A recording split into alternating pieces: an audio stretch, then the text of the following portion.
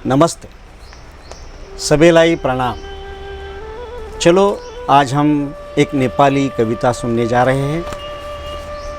कवि है कालिका पंत त्रिपाठी। कालिका जी English school में टीचर है और उनका कुंडिय का मनहरू नामक संग्रह प्रकाशित है और कविता का नाम है लैंगिक हिंसा।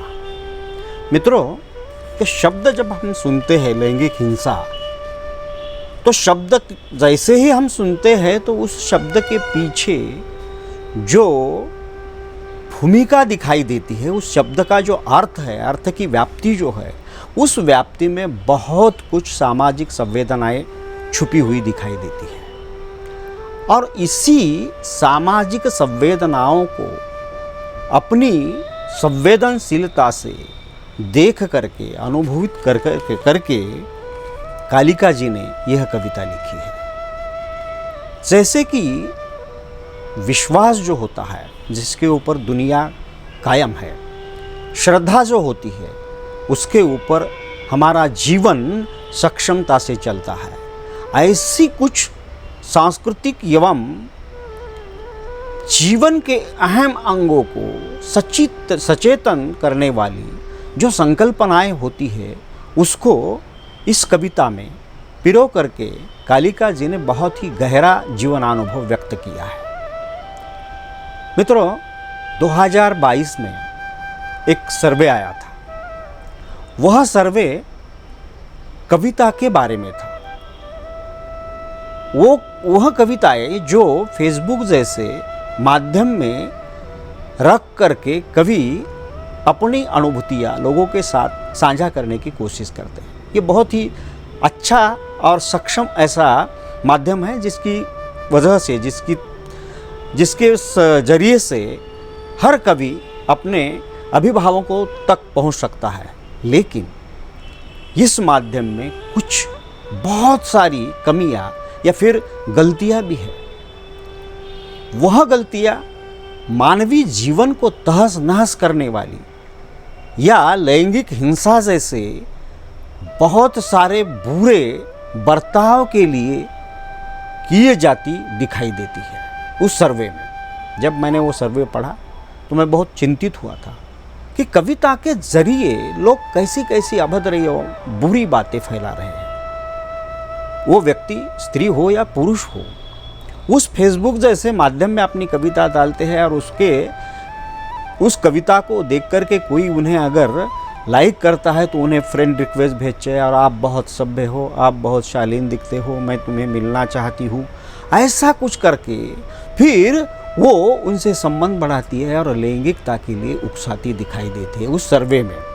मित्रों, उस सर्वे में बहुत सारी बुरी चीज़ें सामने आई, जैसे कि कोई विश्वासघात करता है, विश्वास को झंझोड़ता है, तोड़ता है, मरोड़ता है, कोई झूठ का आधार लेकर सच्चाई को बुराई में बदल देने का साहस करता है, और कोई लोग तो ऐसे होते हैं कि उसके जरिए संबंध बनाने की कोशिश करते हैं। वो सभी लैंगिक हिंसा में ही आता है। मैं यह इसलिए कह रहा हूँ कि कालिका जी की कविता में ये सब है। कालिका जी की कविता का हर शब्द उस सर्वे से जुड़ा दिखाई देता है। जैसे कि आस्था को चूर करना, आस्था को ठेस पहुंचा करके किसी की ज़िंदगी को बर्बाद करने की कोशिश करना, यह सब ये कविता में भी चित्रित हुआ है और वो सर्वे भी मुझे दिखाई देता है। किसी का विश्वास तोड़ना या फिर सच बोलने की सज़ा जो होती है, वो सच बोलने के बहुत सारे अगर बुरे लोग इकट्ठा होते हैं और एक अच्छा आदमी उसमें आता है तो वो अच्छा आदमी अच्छा नहीं कहलाता, बल्कि वो सब झूठे लोग ही अच्छे कहलाते हैं। इस तरह के अनुभवों को वो सर्वे में उजागर किया था और इसी तरह के अनुभवों को लैंगिक हिंसा के नाम पर कालिका जी ने इस कविता में लिखा है। ये सब अनुभव लिखे हैं। उसके साथ साथ ही देखो, खून चूसने वाले जो मच्छर होते हैं, वो मच्छर ही होते हैं। इतने बड़े आदमी का खून चूसता हुआ छोटा सा अगर मच्छर है, वो आदमी अगर उसको मारने गया तो वो मर नहीं जाता, भाग जाता है इधर उधर, लेकिन वो चूसता तो खून ही है। ऐसे खून चूसने वाले जो लोग होते हैं, उनको, उनकी उस करतूतों को भी लैंगिक हिंसा ही कहा गया है। कई सारी विभिन्न शक्तियाँ इस समूचे संसार में हमें दिखाई देती है। लेकिन मित्रों, शिक्षा के क्षेत्र में यहाँ पे कालिका जी ने लिखा है कि शिक्षा का क्षेत्र तो ज्ञान का क्षेत्र है, वो तृतीय नेत्र है जमाने की तरफ देखने का। लेकिन ऐसे शिक्षा के क्षेत्र में अगर बुरे लोग फंसे, बुरे लोग आकर के बसते हैं और अपनी बुराई सभी और फैलाने की कोशिश करते हैं, तो वो शिक्षा का क्षेत्र भी अपवित्र होता है। वो लोग खुद को अपना बहुत ही अच्छे समझते हैं, लेकिन वो उनकी करतूतें लोगों से छिपी नहीं होती।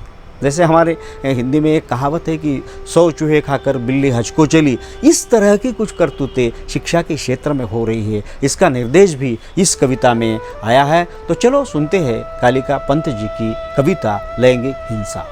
मेरो कविताको शीर्षक छ लैङ्गिक हिंसा। आस्था र विश्वासको धरोहर नि टुट्छ यहाँ, बेइमानको साथले भाग्य झरापझुरुप फुट्छ यहाँ। ठिक बेठिक छुट्याउन सङ्गत लामै गर्नुपर्छ, सुरुदेखि नै होसियार बन्नु नत्र प्राणै चुट्छ यहाँ। आर्थिक रूपमा दह्रो हुनु, आपत पर्दा टार्न सक्ने, व्यवहारमा खरो हुनु, ठग्दा झाँको झार्न सक्ने, साइनो सारा अस्थायी हुन्, दोबाटोमा छुट्छ यहाँ। सुरुदेखि नै होसियार बन्नु नत्र प्राणै चुट्छ यहाँ। सत्य बोल्न नडराउनु, झुटको खेती मौलाउँदैन, हल्का लिनु तिखा वचन, छटपटमा मन बौलाउँदैन। आफ्नै मुखले फुलाएको बेलुन पनि फुट्छ यहाँ। सुरुदेखि नै होसियार बन्नु नत्र प्राणै चुड्छ यहाँ। आपतकालमा काममा लाग्ने नम्बरहरू कण्ठ पार्नु, आत्मरक्षा प्रणालीका तत्त्व वृक्ष दिलमा सार्नु। लैङ्गिक हिंसा बास बस्ने घर घरमै गुड्छ यहाँ। सुरुदेखि नै होसियार बन्नु नत्र प्राणै चुड्छ यहाँ। शिक्षा तिम्रो तेस्रो आँखा, ज्ञानले भरि भराउ हुनु, हिँड्दा काँडा नबिजाउने, पैतालाको खराउ हुनु, सवालको जवाफ दिनु नत्र खिल्ली उड्छ यहाँ। सुरुदेखि नै होसियार बन्नु नत्र प्राणै चुड्छ यहाँ। आफ्नै भ्यालु बुझ्नु, तिमीले महत्त्व नि आफूलाई दिनु, दिल खोलेर मन र पेट जोसुकै होस् केही नदिनु। आन्तरिक कुरा धुती आफ्नो लुट्छ यहाँ। सुरुदेखि नै होसियार बन्नु नत्र प्राणै चुड्छ यहाँ। गाला चाटी सँगै सुत्ने, लोग्ने पनि आफ्नो हुन्न, जन्माउने अन्माउने, भित्र्याउने नि हुन्नन् आफ्नो। कोखबाट निकालेका सन्तानले त कुट्छ यहाँ। सुरुदेखि नै होसियार हुनु नत्र प्राणै चुड्छ यहाँ। गाडी बाटो स्वदेश विदेश, अफिस महल हिंसै हिंसा, जहाँ गए नि सचेत हुनु। नारी तिमी चारै दिशा, हिंसा गरी रगत चुस्ने, लामखुट्टेको सुँड्छ यहाँ। गम्भीर्यतापूर्वक सोच नत्र प्राणै चुड्छ यहाँ। लाउनेहरू नारा लाउँछन्, जुलुस जम्मा गरी हिँड्छन्, अधिकार कर्मी भनी मिडियाबाजीतिर भिड्छन्।